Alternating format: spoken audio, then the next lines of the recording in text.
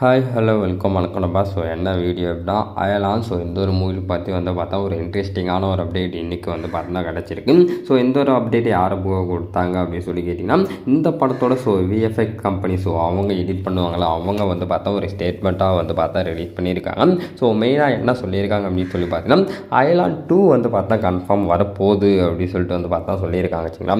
So அயலான் இது எந்த மாதிரி கலெக்ஷன், ஸோ எப்படி ஓடிட்டு இருக்குது, ரிவ்யூஸில் எந்த மாதிரி இருக்குது அவைஸாக உங்களுக்கு தெரியும். ஸோ இது ஒரு ஆடியன்ஸ், ஒரு ஃபேமிலி ஆடியன்ஸை டார்கெட் பண்ணி எடுத்த ஒரு படம் அப்படின்னு சொல்லிட்டு சொல்லலாம். ஒரு 4500 சிஜி ஒர்க், விஎஃப்எக்ஸ்லாம் கொண்ட ஒரு மூவி அப்படின்னு சொல்லிட்டு கூட சொல்லலாம் சரிங்களா.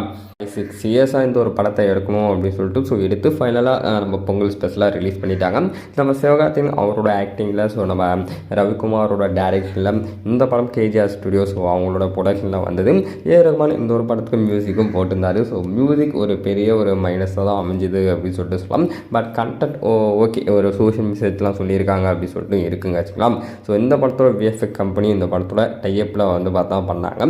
ஏன்னா இந்த படத்தோட பட்ஜெட் பொறுத்தவரைக்கும் அதிகமாக ஏறிட்டே இருந்தது அப்படின்னு சொல்லிட்டு இப்போ ஓவராலாக தமிழ்நாட்டில் ஒரு 50 கோடி பார்த்தா கலெக்ஷன் வாங்கியிருக்கு. ஓவரால் வேர்ல்டு வைனாக பார்த்தா ஒரு 100 கோடி கிட்ட இருக்கும் அப்படின்னு சொல்லியிருக்காங்க. இன்றைக்கி விட்டுருக்க அந்த ஒரு ஸ்டேட்மெண்ட்டில் இந்த படத்தோட பார்ட் 2 இருக்குது அப்படின்னு சொல்லிட்டு பார்த்தா கன்ஃபார்ம் பண்ணிட்டாங்க. அதோட பட்ஜெட் பார்த்தீங்கன்னா விஎஃப்எக்ஸ்க்காண்டியே பார்த்தா 50 கோடியை ஒதுக்கி இருக்காங்களாமா.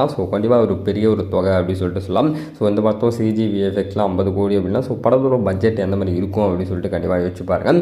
இந்த ஒரு படத்தோட கான்செப்ட் ஒரு ஏலியன் நம்ம இந்தியாவுக்கு அதான் தமிழ் மக்களை மீட் பண்ணுறதுக்காக பார்த்தா வருது. ஒரு பிரச்சனையை சால்வ் பண்ணிட்டு போகலாம் அப்படின்னு சொல்லிட்டு வருதுங்க வச்சுக்கலாம். பட் பார்ட் 2ஓட ஸ்டோரி எந்த மாதிரி இருக்கும் அப்படின்னு சொல்லி கேட்டிங்கன்னா, நம்ம சிவகார்த்திகேயன் ஏலியன் இருக்கிற இடத்துக்கே போவார் அப்படின்னு சொல்கிறாங்க. கண்டிப்பாக அது நம்ம வர சொல்ல அதை பற்றி 1 by 1 அப்டேட்லாம் நம்ம பார்ப்போம். வீடியோ பிடிச்சிருந்தா லைக் ஷேர் சப்ஸ்கிரைப் பண்ணுங்கள். வேறு ஒரு வீடியோவில் வேறு கன்சல்ட் பண்ணிப்போம். Have a next day.